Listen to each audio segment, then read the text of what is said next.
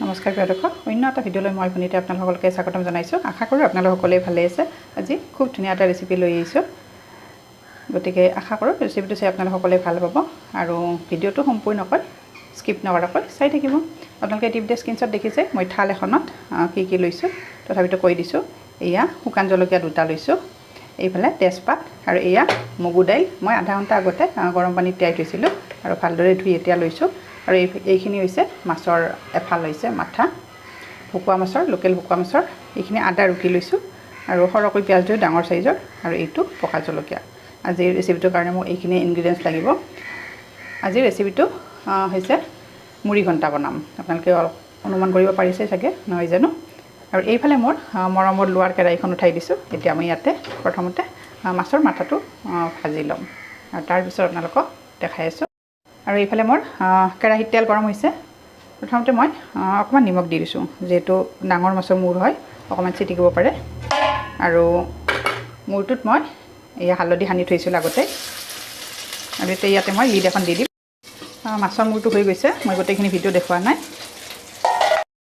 আৰু এতিয়া একেখিনি তেলতে মই মুড়ি ঘণ্টাখিনি বনাম আৰু এক্সট্ৰাকৈ তেল দিয়া নাই। প্ৰথমতে শুকান জলকীয়া 2টা দি দিছোঁ, তেজপাত দিছোঁ, অকণমান লৰাই দিছোঁ। আৰু এতিয়া এয়া প্লেটখনত মই 5 ফোৰণ লৈছোঁ, গোটা জিৰা আৰু চপ লৈছোঁ। এই তিনিওবিধে ইয়াতে দি দিছোঁ।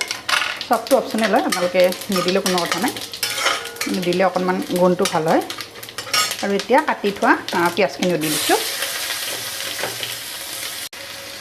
এয়া হালধি গুড়ি দিছোঁ, নিমখ দি দিছোঁ।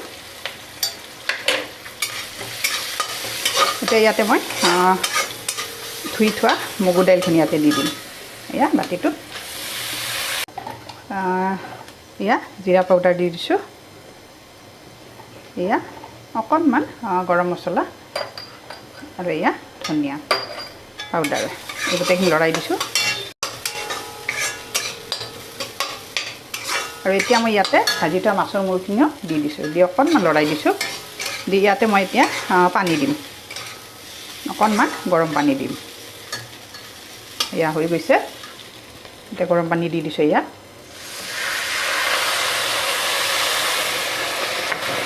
আমাৰ সদস্য অনুযায়ী লৈছোঁ মগু দাইল। আপোনালোকৰ যদি পৰিয়ালত মেম্বাৰ বেছি হয় তেতিয়াহ'লে অকণমান বঢ়াই দিব মগুৰ দাইলখিনি, আমাৰ যিহেতু 3জন মানুহ। আৰু এতিয়া এইখিনি মই কুকাৰ এটাত দি দিম। মই 2টা চিটি দিছিলোঁ আৰু ঠাণ্ডা